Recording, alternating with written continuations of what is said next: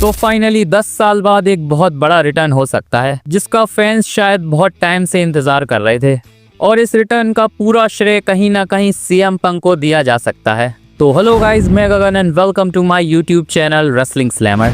लेकिन इससे पहले वीडियो में आगे बढ़े, प्लीज गाइस लाइक और सब्सक्राइब जरूर कर लेना। तो करेंटली रेसलिंग वर्ल्ड में तबाही मच चुकी है एजे ली के नाम की। बहुत सारी रिपोर्ट्स आ रही हैं कि एजे ली का रिटर्न अब बहुत जल्दी होने वाला है। बेकी लिंच ने recently he clash in Paris में सीएम पंक को स्क्रू किया था, और रिसेंटली हुई रॉ में उन्होंने सीएम पंक के ऊपर थोड़ी बहुत हाथापाई भी कर ली, जिसके बाद सीएम पंक ने ये भी कहा था कि ये उनकी बहुत बड़ी गलती है और वो पछताने वाली हैं।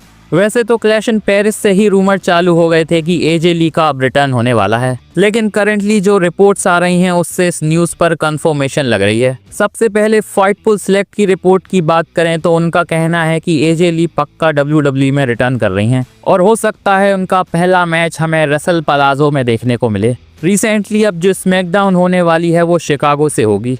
ये स्मैकडाउन ऑल स्टेट अरीना से होने वाली है, जहां सीएम पंक ने 2023 में अपना रिटर्न किया था। और कल की रॉ में सीएम पंक ने ये भी शायद कंफर्मेशन दे दी है कि वो भी स्मैकडाउन में होंगे। तो फाइटफुल सेलेक्ट का ये भी कहना है कि शायद स्मैकडाउन में हमें कुछ ना कुछ हिंट दी जा सकती हैं, या फिर ये भी हो सकता है कि एजे ली स्मैकडाउन में ही अपना रिटर्न कर लें, जिसके बाद हमें रसल पलाजो में सीएम पंक, एजे ली, बेकी लिंच और सेथ रॉलिंस का मैच देखने को मिलेगा। वैसे इसके साथ साथ फाइटफुल सेलेक्ट का ये भी कहना है कि ये रिटर्न सिर्फ एक बार के लिए नहीं होगा, और WWE उनकी और भी फ्यूड्स और मैचेस करवाएगी।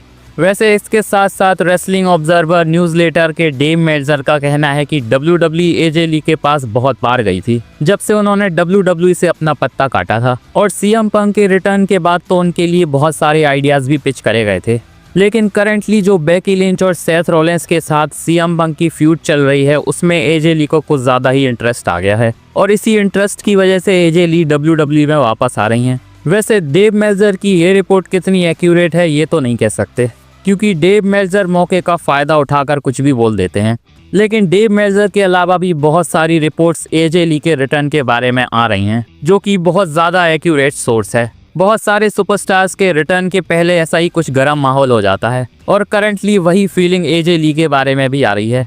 फिलहाल पता नहीं एजे ली स्मैकडाउन में अपना रिटर्न करेंगी या फिर रसल पलाजो में उनका मैच होगा भी या नहीं, लेकिन इतना पक्का है कि वो जल्द ही अपना WWE में रिटर्न जरूर करने वाली हैं। वैसे रिसेंटली एजे ली ने अपने इंस्टाग्राम अकाउंट पर एक वीडियो पोस्ट करी है, जहां वो हमें सीएम पंक के साथ रसल करते हुए नजर आ रही हैं। हो सकता है ये वीडियो पुरानी हो, लेकिन कंफर्मेशन तो शायद एजे ली भी अब दे रही हैं। वैसे एजे ली ने खुद को अभी तक मेंटेन किया हुआ है, तो उन्हें रेसलिंग करने में ज़्यादा प्रॉब्लम नहीं होगी।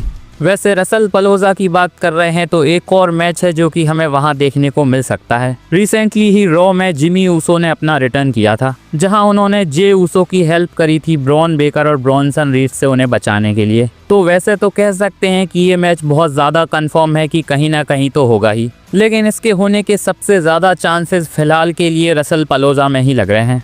मैंने बताया था कि WWE रसल पलोजा को बहुत बड़ा पेपर व्यू बनाने का प्लान कर रही है, क्योंकि WWE यूएस में ESPN पर पेपर व्यूज़ लेकर जा रही है, जो कि कह सकते हैं कि उनके लिए एक बहुत बड़ी डील है। तो वहाँ के पहले पेपर व्यू के हिसाब से इसे बहुत बड़ा बनाया जाएगा, और शायद इसीलिए ही WWE ने ब्रॉक लेसलर और जॉन सीना का मैच वहाँ के लिए शेड्यूल किया है। नहीं तो WWE इसे क्लैश इन पेरिस में भी आराम से करवा सकती थी। तो फिलहाल एक्सपेक्ट किया जा सकता है कि रसल पलोजा में बहुत बड़े बड़े मैचेस होने वाले हैं। चलिए अब बात करते हैं जॉन सीना के बारे में। तो रिसेंटली ही रॉ में WWE ने जॉन सीना को स्मैकडाउन के लिए अनाउंस कर दिया है, जो कि मैं बता चुका हूं कि शिकागो से होने वाली है, जहां से ब्रॉक लेसलर और जॉन सीना का कुछ ना कुछ WWE बिल्ड करना स्टार्ट करेगी। वैसे तो ब्रॉक लेसलर को इस स्मैकडाउन के लिए एडवर्टाइज नहीं किया गया है, इसकी जगह पर वो हमें सितंबर 12 और 19 वाली स्मैकडाउन में देखने को मिलेंगे, जो कि रसल पलाजो की पहले होने वाली स्मैकडाउन्स हैं।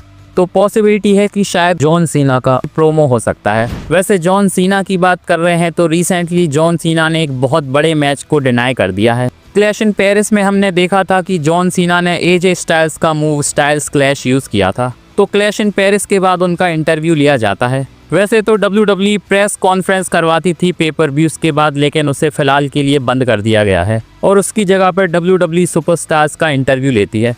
तो यहाँ जॉन सीना से उनके और एजे स्टाइल्स के मैच के बारे में भी पूछा जाता है। जहां कहीं ना कहीं जॉन सीना ने डिनाई कर दिया है कि वो अब एजे स्टाइल्स को शायद फेस नहीं कर पाएंगे, क्योंकि उनके पास करेंटली 8 डेट्स ही बची हैं, जिनमें से शायद पेपर व्यू में उनके 2 या 3 मैचेस ही बचे हैं। जॉन सीना को लगता है कि ऐसे बहुत सारे सुपरस्टार्स हैं जिन्हें वो फेस कर सकते थे, जिनमें से एक नाम एजे स्टाइल्स का भी था। तो उनके हिसाब से वो किसी न किसी तरह से एजे स्टाइल्स को ट्रिब्यूट टाइप देना चाहते थे, क्योंकि एजे स्टाइल्स उनके फेवरेट अपोनेंट्स में से एक हैं। इसीलिए उन्होंने क्लैश इन पेरिस में स्टाइल्स क्लैश यूज किया था। तो कह सकते हैं कि जॉन सीना की तरफ से एक कंफर्मेशन टाइप ही है कि अब शायद हमें जॉन सीना और एजे स्टाइल्स का मैच नहीं देखने को मिलेगा।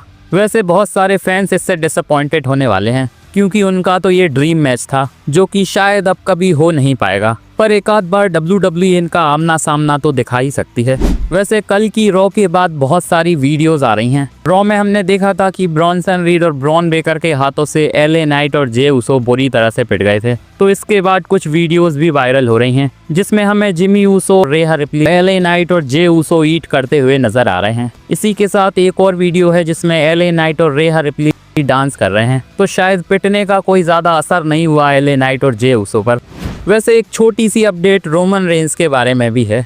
जैसा कि हमें पता है कि करंटली रोमन रेंस अब WWE से तो गायब हो चुके हैं, जिसके लिए WWE ने क्लैश इन पेरिस में एक अच्छा खासा एंगल दिखा दिया। तो फिलहाल बताया जा रहा है कि रोमन रेंस 1 महीने के बाद वापस आएंगे, और करंटली WWE कोशिश कर रही है कि रोमन रेंस ज़्यादा लंबे टाइम तक WWE से बाहर ना रहें, क्योंकि रोमन रेंस के जाने के बाद WWE को टिकट सेल्स में अच्छा खासा घाटा हो जाता है। तो हो सकता है अक्टूबर के स्टार्टिंग में रोमन रेंस का रिटर्न हो जाए, जहां वो सर्वाइवर सीरीज वॉर गेम्स का बिल्डअप स्टार्ट करेंगे।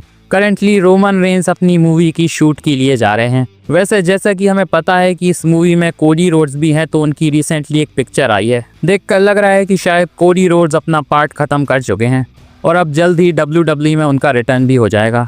चलिए अब बात करते हैं रिक फ्लेयर के बारे में, जिनके हिसाब से WWE रैंडी ऑर्टन का यूज ढंग से नहीं कर रही है। रिक फ्लेयर के हिसाब से रैंडी ऑर्टन एक बहुत बड़े सुपरस्टार हैं जिनमें बहुत सारी पोटेंशियल है, और अगर WWE चाहे तो उन्हें बहुत तगड़े तरीके से यूज कर सकती है। यहाँ रिक फ्लेयर का कहना है कि रैंडी ऑर्टन ने किसी हायर अप बंदे को हर्ट कर दिया है, जो कि WWE में एक बड़ी पोजीशन पर होगा, क्योंकि रैंडी ऑर्टन कभी भी कुछ भी बोल देते हैं, और शायद इसी का खामियाजा फिलहाल वो भुगत रहे हैं।